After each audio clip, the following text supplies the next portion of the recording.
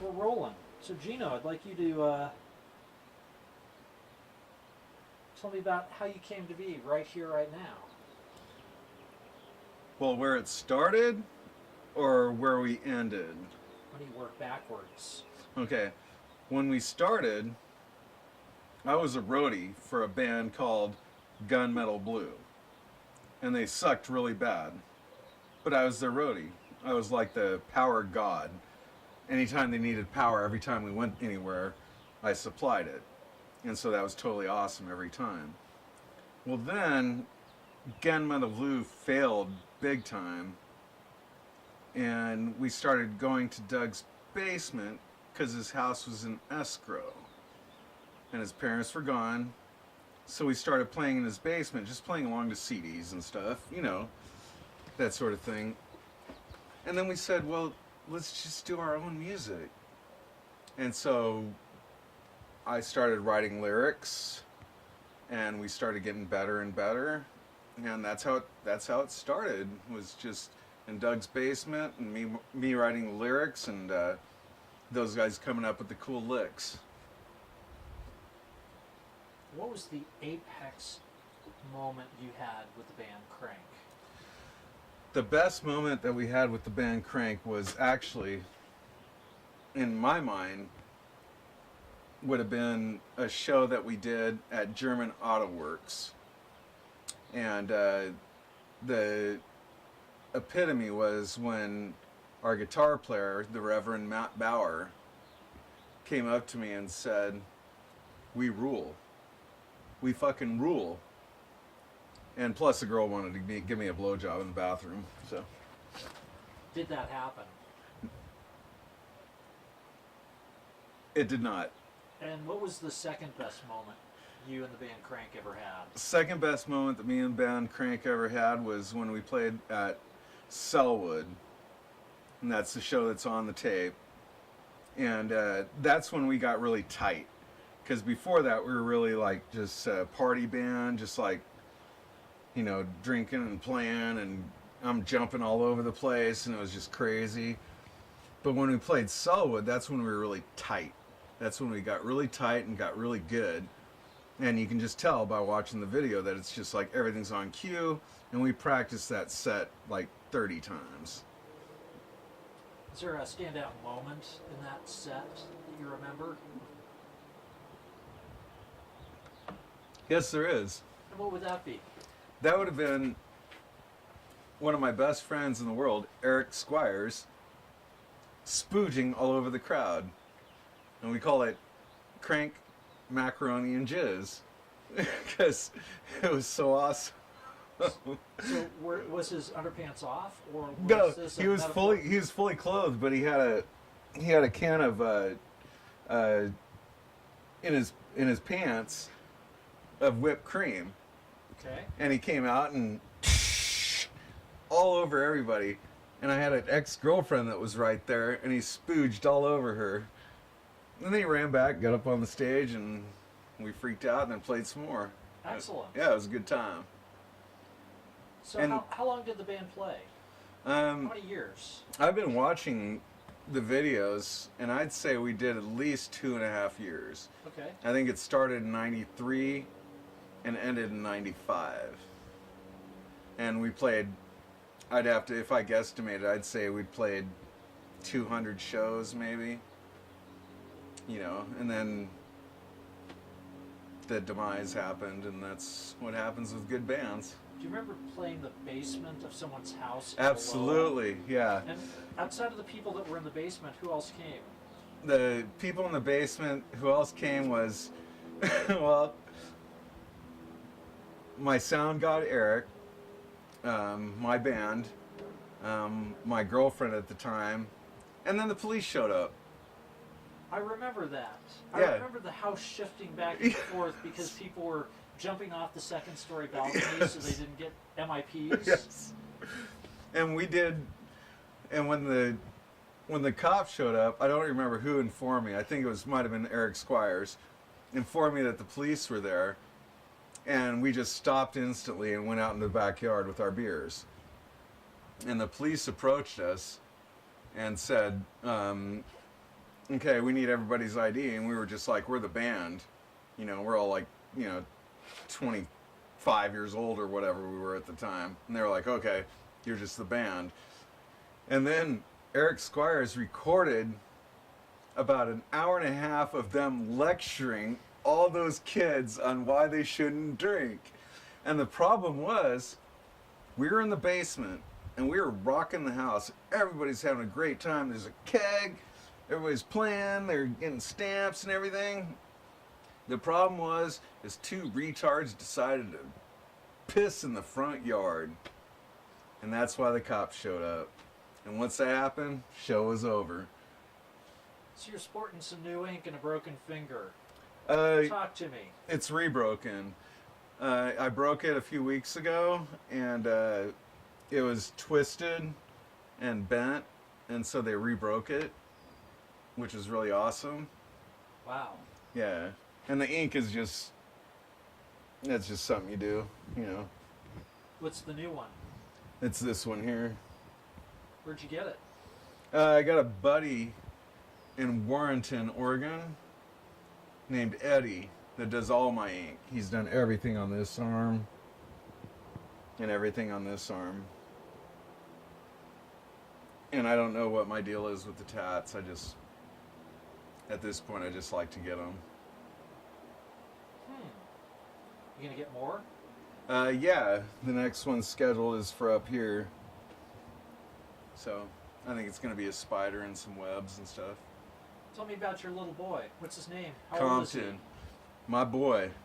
My little man. His name is Compton, and he's 9 years old. And he's named Compton because that's where I was born. But we spell it with a K instead of a C. Special K. Special K, exactly. And he's the best of the best. He's the best kid in the world. I got no complaints about him. He's totally awesome and just never does any wrong at all. So, what does he like to do with you when you hang out? Well, there's a couple things he likes to do with me. One, we like to play games together. What kind? Well, we do like Super Nintendo, which is old school. Then we like to come out and play outside and just throw things around, play with the Gravedigger monster truck. And he also likes to watch the videos of Dad rocking and rolling. Oh, really? Yes. He wants to rock and roll. So you're setting an example for him? Absolutely. And I've already written 2 songs for him. Nice. That I'm going to teach him because he wants to continue. And I'll tell you what, he does the best beatbox in the world. I can't even beatbox as good as he can. Really? Oh yeah, I can beatbox, but he's just way better. He's got like 2 sounds that I can't even do. Do you think he got that from his mom or from you? From me, totally. Okay. Yeah, because he listens to me, and I teach him sounds and tell him how to do new sounds, and the beatbox is just the beginning. That's where you start, and that's where you get the rhythm, and get the timing, learn the songs. He knows all our songs from Crank. He can do them right there and show you what's going on. It's just the ones with cuss words. I'm like, just calm down, you know. But that's his thing. He likes to hang out with me, and he likes to do his beatbox, and he likes to learn songs, and I'm going to teach him how to do all that because it's important to me. So you had a change in ride recently. Yes, I did. What happened?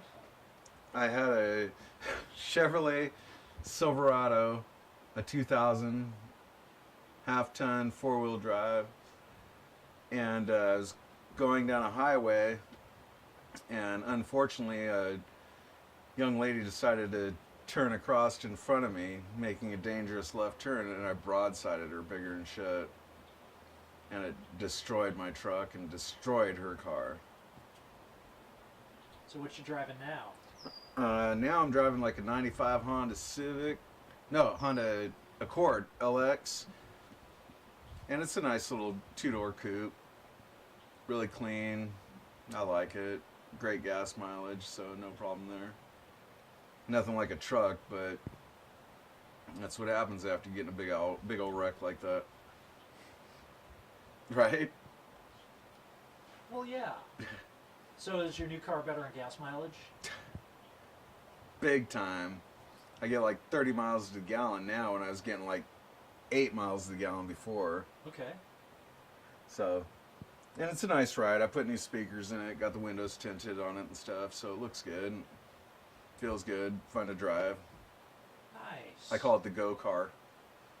Not the go kart, but like the go car. Yeah. So what's on the horizon? Got a job change? Yeah. The place I was working is failing, so they laid me off.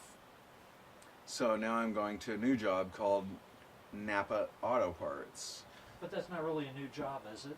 New to you? Not new to me. I've worked there before, and then I left there to go do other things. But I didn't know that AED was going to fail as bad as they did. So now I'm going back to Napa, and they really wanted me on. So I'm looking forward to going there and showing them what I can do and doing a good job, because I'm really good at that stuff. Excellent. So talk to me about what you're going to be doing at that new job that's not new to you. There's nothing that's not new to me at that job. Okay. All I got to do is sell parts, answer the phone, and maybe lead by example, okay? So there's people there. The reason they're sending me there is because they need help. Well, there's people there that aren't doing the job the way they should be. And so what I'm going to do is lead by example and show them how to produce some numbers. And I think that's what's important. It's not about me, okay? It's about the business. Okay. Okay, because I get paid the same no matter what, but it's about the business. And that's what I want to do, is make their business better and do better business and show these guys how to do it. And I'm sure I can do that. So tell me about you living here. How long have you been here? I've been in this place about 2 years, I think. Do you like it? Oh, absolutely. Yeah. This is a wonderful place to live. I live in the basement of a really good friend of mine named Brian. I have the whole bottom of the house. He lives in the top portion of the house. We've got a huge field out there, about 1.5 acres. We got a shop. We work on cars constantly. And it's very comfortable. I've got everything I need here. And Compton just totally loves it here. You know, that's very important. Just like my car. If Compton didn't love my car, I would have done something different. But, you know, it's all about the boy, right? Yes, it is. Yeah, Compton loves my car and he loves his house. So, and if you look at his room, he's got Legos everywhere. And don't walk in there without shoes on, because it'll put you on your knees. It will. Then your knees will hurt too. Yes. That's the fun thing about Legos. Excellent. Excellent.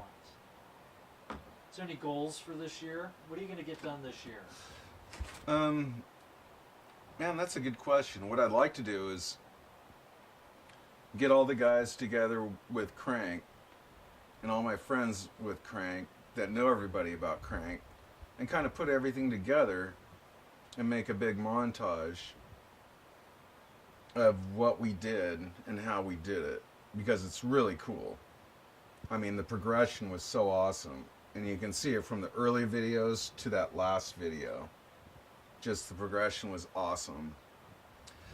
Other than that, next step outside of this is to, you know, get on at my new job and do a really good job for them, and to get my boy and just keep, you know, raising him and making him a better citizen. And that's what it's all about, being a good citizen. You know, back to your boy, one of the Sure. things you talk about is how polite he is. Absolutely. Could you give me some examples of that? Sure.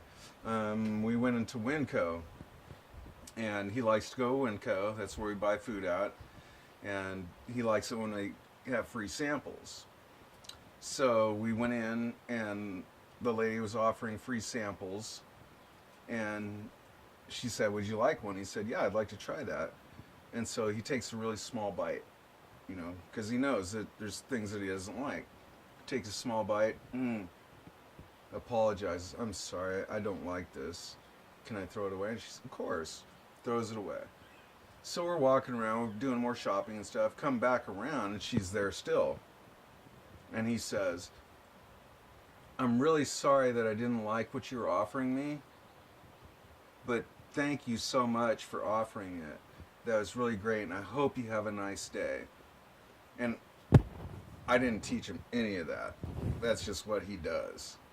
And it's just, I don't know where it came from. I think it came from me being a good dad. I hope so, but yeah, but that's what he does. He's just a super polite, super awesome kid. And what's messed up is when you go into stores like that and you see all these kids acting like retards. I don't mean retarded, like mentally retarded. I mean acting like idiots. Just yelling or screaming or not following direction. He just does not do that. So I don't see how other parents put up with it, but I never have, and he knows that, and I don't think he wants to. He just wants to have a good time and be with his dad and be the best kid he can be. And I appreciate that. You've taken him fishing before. Is that something you think you're going to do in the future? Absolutely. We fish all the time. What about camping? Camping, we've done that too. He likes camping. Yeah, he got stung by a bee the last time we went out. Uh-oh. Oh, he gets stung by bees all the time. I don't know why. Sweet little kid. The bees like him. Yes. Must be. Excellent. All right, well, I'm going to wind this down. Unless you Sure. got something you want to say in closing to your future self when you watch this? Yeah, what I'd like to say is that as far as the band goes, it was great. It was a great time in my life, and it was a big progression. It was before I met my wife, and it was before I had my kid, and it was a great time. It was great making music that people like to hear, and it was great being on stage where people like to see us.